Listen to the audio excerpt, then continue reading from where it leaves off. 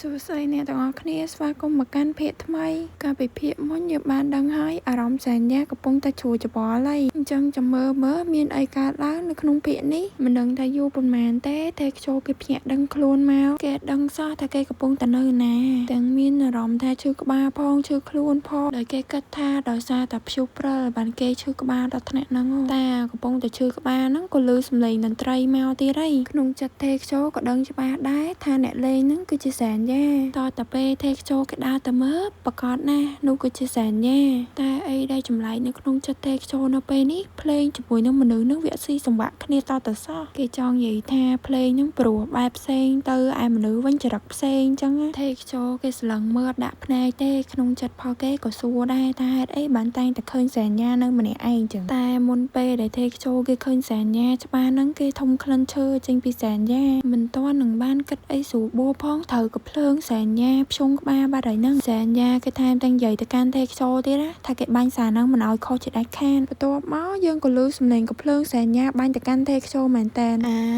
មិញហ្នឹងគឺជាការយកសពផោះទេខ្ជោហ្នឹងទេខ្ជោងើបមកលង្គាំងហ្មងស្អីគេយកសពយូសពឃើញសញ្ញាទៀតហើយទេខ្ជោគេគិតថាហួសចិត្តខ្លាំងណាសំបីតែយូសពក៏សញ្ញាអបន័យគេដែរតាមទៅបាញ់ដល់យូសពទៀតសញ្ញាគេឃើញអូនគេភ្ញាក់អញ្ចឹងគេក៏ស្លឹងមើលអូនគេដែរតែដូចគ្មានប្រតិកម្មអីសោះមួយរំពេចហ្នឹងពួកគេហាក់បីដូចជាស្ងាត់រៀងខ្លួនអញ្ចឹងតែពេលគេឃើញអូនគេស្ងាត់អញ្ចឹងគេដាក់ប្រៃចូលមាត់អូនគេហើយតាមពិតក្នុងចិត្តប្រហែលជាចង់ញាស់ទេខ្ជោព្រោះទេខ្ជោងើបមកសារនេះដូចអត់ឆោឡោអីសោះតែទេខ្ជោឃើញបងគេអញ្ចឹងក៏គេជេរទៀតណាអាឈួតនេះមិនមែនអាហ្នឹងទេត្រូវឲ្យទឹកឯងយល់អត់ត្រូវឲ្យទឹកតែឈប់សិនអញនៅរស់មែនដល់ពេលនេះទេខ្ជោគេទៅដឹងថាខ្លួនឯងនៅរស់គេចាប់ដើមគិតហើយណាថាឥឡូវនឹងចកេះខាងក្រោមផងគេនឹងគ្មានអារម្មណ៍អីតសោះព្រោះតែវាស្ពឹកហើយទេខ្ជោក៏ហួសចិត្តនឹងខ្លួនឯងណាឲ្យទៅរួមភេទជាមួយសញ្ញាម្ដងស្នាមជាប់មួយពេញតែខ្លួនហ្នឹងកុំថាឡើយសញ្ញាមានអារម្មណ៍ចម្លែកសម្បីតែទេខ្ជោក៏អញ្ចឹងណាគេមើលសញ្ញាផងមើលប្រៃផងឃើញថាសញ្ញាដូចអត់មាននិយាយអីសោះតែពេលអញ្ចឹងទេខ្ជោគេគិតថាការពីម្សិលមិញហ្នឹងគេច្បាស់ 100% ថាគេនឹងស្លាប់តែគេបែរជាអត់អីវិញទេខ្ជោគេនឹកឃើញការពីម្សិលមិញហ្នឹងសញ្ញាធ្វើឲ្យទង្វើនឹងចំពោះគេដូចជាគ្រប់គ្រងគេអញ្ចឹងរបៀបថាសញ្ញាគេជះកំហឹងដូចជាការចង់ត្រួតត្រាទៅលើទេខ្ជោដោយការរំភេទទេខ្ជោគេគិតហើយគិតទៀតថាតាំងពីដើមមកគេគិតថាសញ្ញាគឺជាមនុស្សព្រៃផ្សៃប៉ុន្តែម្សិលមិញនេះដូចជាមិនអញ្ចឹងសោះហើយគេក៏ដែរឃើញសញ្ញាខ្លះជាអញ្ចឹងដែរតែពេលទង្វើសញ្ញាចេញមកអញ្ចឹងទេខ្ជោគេអត់យល់សោះថាហេតុអីបានសញ្ញាធ្វើរបៀបអញ្ចឹងទេខ្ជោគេកំពុងតែឆ្ងល់ថាហេតុអីបានសញ្ញាអត់សម្លាប់គេហ្នឹងណាហើយមួយវិញទៀតសញ្ញាក៏ធ្វើឲ្យទង្វើនឹងលើគេម្សិលមិញគ្រាន់តែច្របាច់កទេក្រៅពីហ្នឹងដូចជាអត់មានវាយដំអីផងហើយអាការច្របាច់កនឹងទៀតសោទេខ្ជោគេប្រាប់ឲ្យឈប់សញ្ញាក៏ឈប់ដែរទេខ្ជោគេថែមទាំងគិតទៀតថាសញ្ញាលេងគេម្សិលមិញខ្លាំងហ្នឹងក៏ដោយសារតែគេមានអារម្មណ៍ថាទេខ្ជោហ្នឹងលេងសើចជាមួយគេត្រូវអត់តែដោយសារការគិតពីសញ្ញាច្រើនពេកគេក៏បដិញគំនិតផលខ្លួនឯងចេញទាំងអស់ហើយក៏ប្រាប់ខ្លួនឯងថាកុំខ្វល់ពីវាអីដែលគេគួរឲ្យស្ដាយពេលនេះម្សិលមិញគេអត់បានពិនិត្យមើលព្រើឬមកក៏អាកាសធាតុណាឲ្យបានម៉ត់ចត់សោះតែកំពុងតែគិតតែស្ដាយហ្នឹងណាសញ្ញាក៏បានប្រមូលទេខ្ជោថាទៅជិះស្គីអីព្រោះថាម្សិលមិញហ្នឹងគេឃើញថាមានជំរាបភ្នំច្រើនណាចាហ្នឹងគេប្រមូលអូនគេម្ដងទេខ្ជោគេឆ្ងល់ដែរសញ្ញាគេថែមទាំងនិយាយឌឺទៅកាន់ទេខ្ជោទៀតថាទេខ្ជោហ្នឹងមានអារម្មណ៍ស្វាយទៀតអត់ហ្នឹងទេខ្ជោក៏ឆ្លើយវិញថាបើចាំធ្វើចរិតគួរឲ្យស្អប់បែបហ្នឹងទេទាំងដែលអ្នកស្វាយពិតប្រាកដគឺជាសញ្ញាឯងហ្នឹងសញ្ញាឮអូនគេនិយាយហើយគេក៏និយាយបញ្ជាក់ថាមិនទៅរួចអត់ទេខ្ជោក៏មិនឲ្យចៅជាមួយសញ្ញាដែរប្រាប់សញ្ញាថាគេបកាយជិះស្គីខ្លាំងណាគេថែមទាំងឌឺទៅកាន់សញ្ញាទៀតថាធ្វើឲ្យអស់ពីសមត្ថភាពណាហើយឥឡូវហ្នឹងក៏ជាការភ្នាល់ដែរទេខ្ជោគេនិយាយតាមពិតសញ្ញាគេប្រមូលទេខ្ជោទៅជិះលេងធម្មតាទេតែទេខ្ជោយកការភ្នាល់មកអញ្ចឹងសញ្ញាមានតែញឹមថែមតោះយើងកាត់មកមើលការប្រកួតរវាងសញ្ញាជាមួយនឹងទេខ្ជោគេកំពុងតែមានអារម្មណ៍ល្អចំពោះការជិះស្គីហ្នឹងហើយព្រោះតែគេចំណាយពេលច្រើនណាស់នៅក្នុងបន្ទប់បិទចិត្ត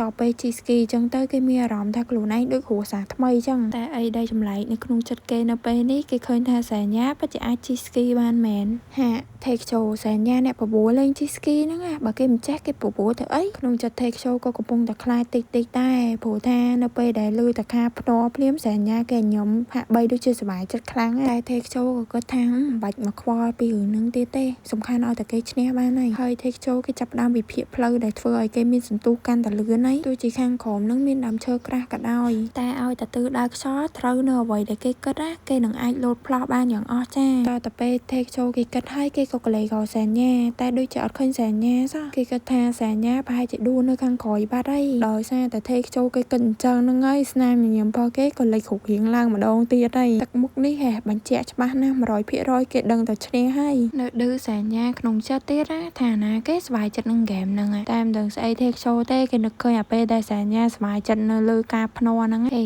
take show ប៉ុន្តែកុំប្រាប់ថាឯងចង់ភ្នាល់មួយយើងរហូតអញ្ចឹងដោយសារតែចង់ឲ្យយើងចាប់ឯងហ៊ីអានរੂឯងចាញ់និយាយពាក្យខ្ជូស៊ូអញ្ចឹងមកពីណាប្រហែលជាសញ្ញានិយាយចំចំណុចហើយមើលទៅលើកដៃកដាលឲ្យសញ្ញាគេនិយាយប្រាប់សញ្ញាទៀតថាឲ្យធៀមខ្លួនទៅលើកហ្នឹងគេដឹងតែឈ្នះហើយព្រោះតែលើកមុនហ្នឹងគេចាញ់ដោយសារតែគេគ្មានសំណាងប៉ុន្តែនៅក្នុងវគ្គ Ski Ski នេះគេដឹងតែឈ្នះ 100% ហើយ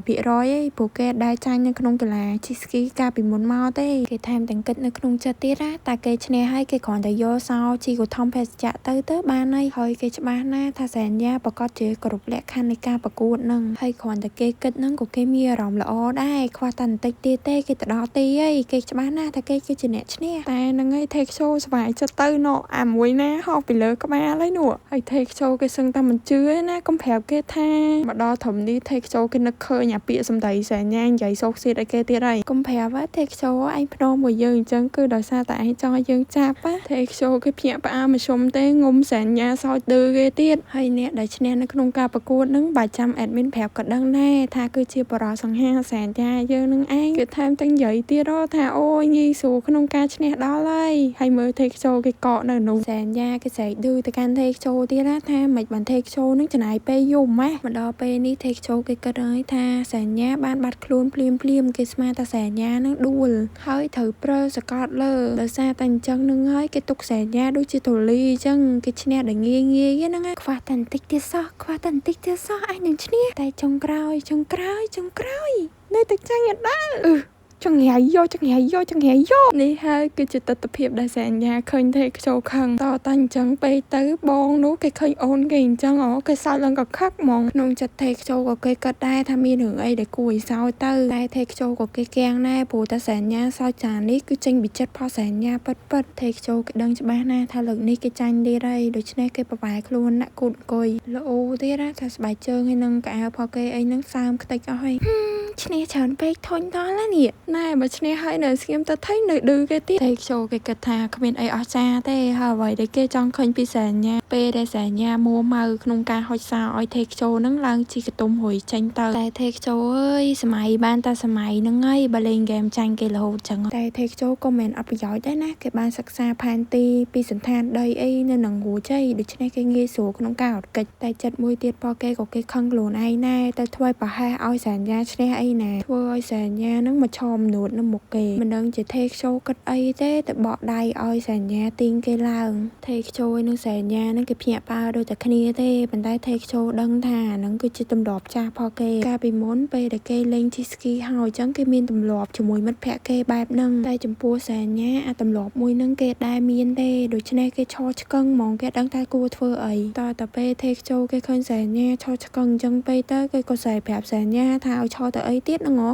គេចាប់ទាញសញ្ញាហ្នឹងក្នុងគោលម្ដងងើបឡើងតែប៉ុណ្ណោះតែយើងដឹងស្រាប់ហើយសញ្ញាមិនដែលមានទម្លាប់ហ្នឹងទេដូច្នេះគេអាចទប់លំនឹងខ្លួនឯងបានវាធ្វើឲ្យគេហ្នឹងបែរជាដួលទៅលើទេខ្ជោវិញដួលប៉ុណ្ណឹងហើយតិចថាងើបទៅមានតែស្លឹងគ្នាទៅវិញទៅមកទេខ្ជោគេហាក់បីដូចជាមានអារម្មណ៍អីម្យ៉ាងពេលដែលស្លឹងមើលសញ្ញាតែគេអត់ដឹងថាហ្នឹងជាអារម្មណ៍អីទេបើសញ្ញាវិញគេស្លឹងមើលអូនគេចុះឡើងក៏ថើបថ្ងាសអូនគេមួយហើយគេក៏បន្តទៅថើបនៅកទេខ្ជោដែរបើទេខ្ជោវិញគេអត់តដៃទេគេមានតែគិតក្នុងចិត្តថាវាធ្វើអីនឹងអាសើបហើយមិនដឹងតែគិតអីទេសញ្ញាគេយកមាត់គេទៅខាំរូតទេខ្ជោគេភ្ញាក់ផ្អើលណាថាវាចង់ធ្វើអីហ្នឹងមិនដឹងជាស្អីសញ្ញាទេអែគ្រប់សពហ្មងរាងកាយរបស់ទេខ្ជោហ្នឹងគ្មានកន្លែងណាដែលគេអាចប៉ះបានទេទាំងអែទាំងហិត ទាំងថើបហើយបើនិយាយពី take show វិញគេឡើងញ័រខ្លួនអស់ហើយក្នុងពេលហ្នឹង take show ក៏បានសួរទៅសញ្ញាថានឹងមែនគឺជាបំណងប្រាថ្នាផលសញ្ញាហ្នឹងតទៅលើសំឡេង take show បានសញ្ញាហ្នឹងគឺភ្ញាក់ដឹងខ្លួនមើលទៅសញ្ញាទៅហាក់បីដូចជាភ្ញាក់